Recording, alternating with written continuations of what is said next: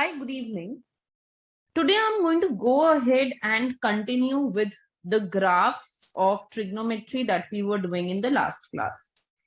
So yesterday we had gone ahead and started to understand how to do a trigonometric graph transformation. And what I had done is I had gone ahead and given you a formula to do trigonometric graph transformation. So I'll begin from that. And today's class is all going to be about those trigonometric graph transformations. Trigonometric graph transformation.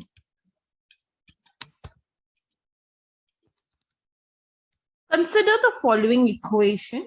Y is equal to a function of bx minus c plus d.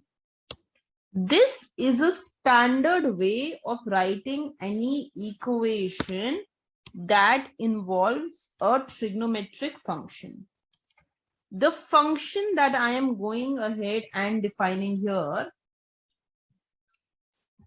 this function that we are referring to, this is nothing but the trigonometric function.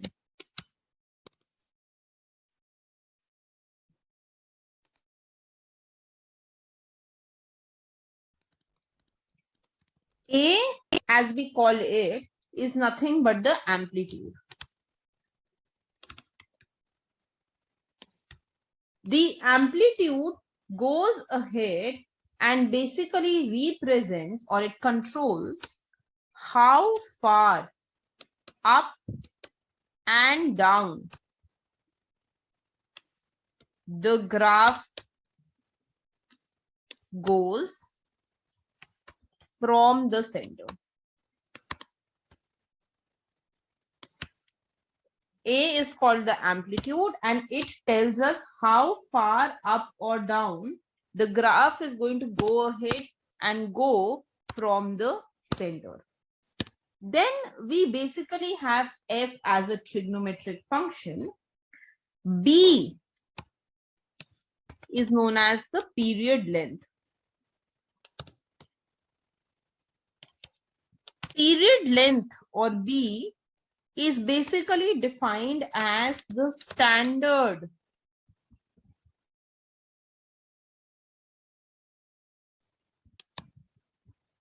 period length divided by mod of B. Each function, sine, cos, tan, have their standard period length. Now let us just give a moment to understand what is the standard period length of sine, cos, and tan. In order to understand this thing, we must go ahead and we must talk about the basic table of sine, cos, and tan, and we must try to understand the values. So I'm going to do it for 3 of those, for sine, cos, and tan.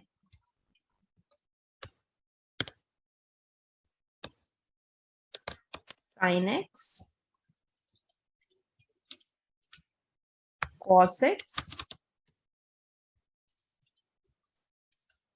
and tan x. So in order to understand this thing, we can take various values, and let's say that we begin by taking the value of 0. Then we have pi by 6. So pi is 180, right? So 180 by 6 is 30 degrees. Then we have pi by 4. 180 by 4 is 45 degrees. Then we have pi by 3. 180 by 3 is 60 degrees.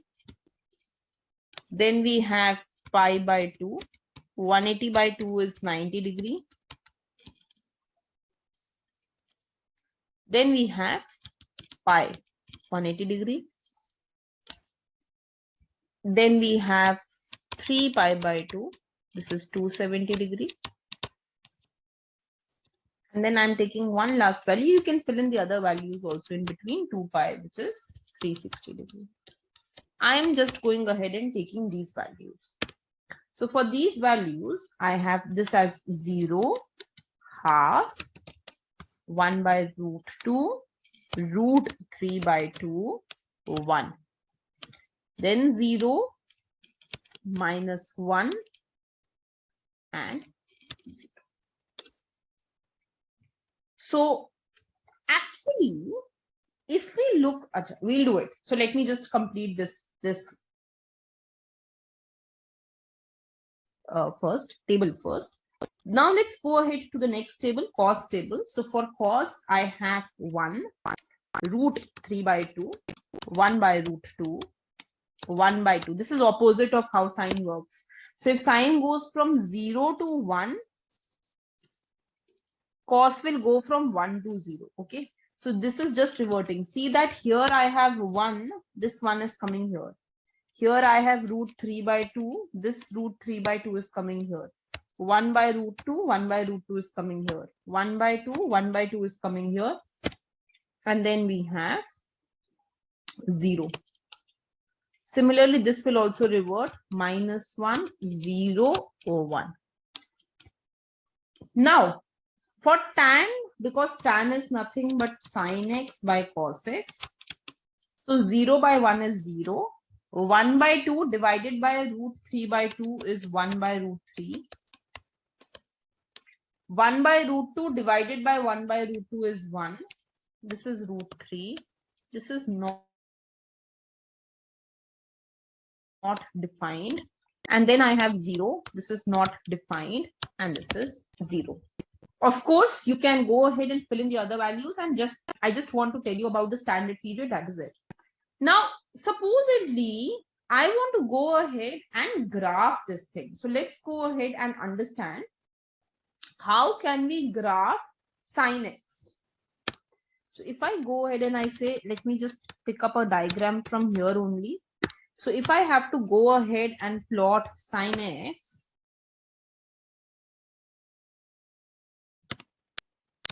this is not taking. Okay, so then this will look something like this.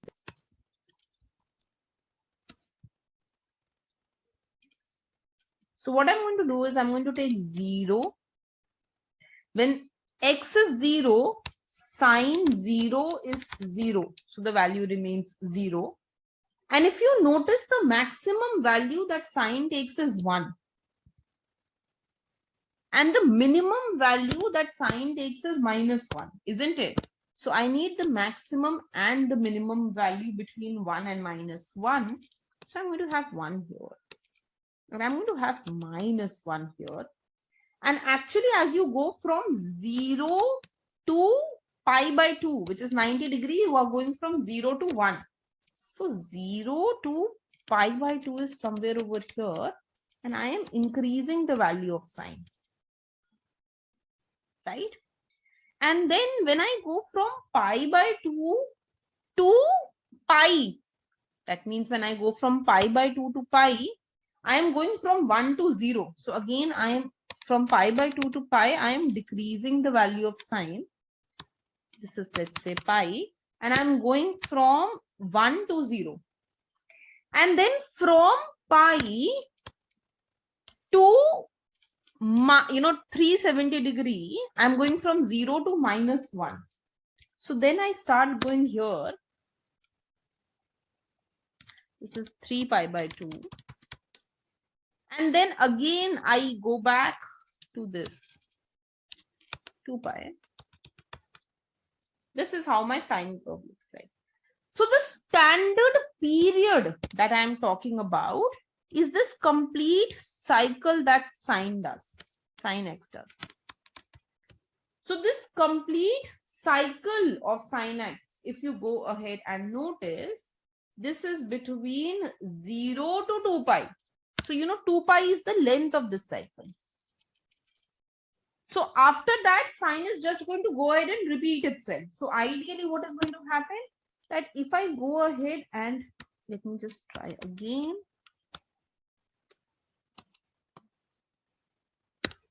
So if I go ahead and I go over and beyond the 2 pi value, it is just going to be a repetition of what is happening before. So let me just insert this diagram once to show you how sine looks like this.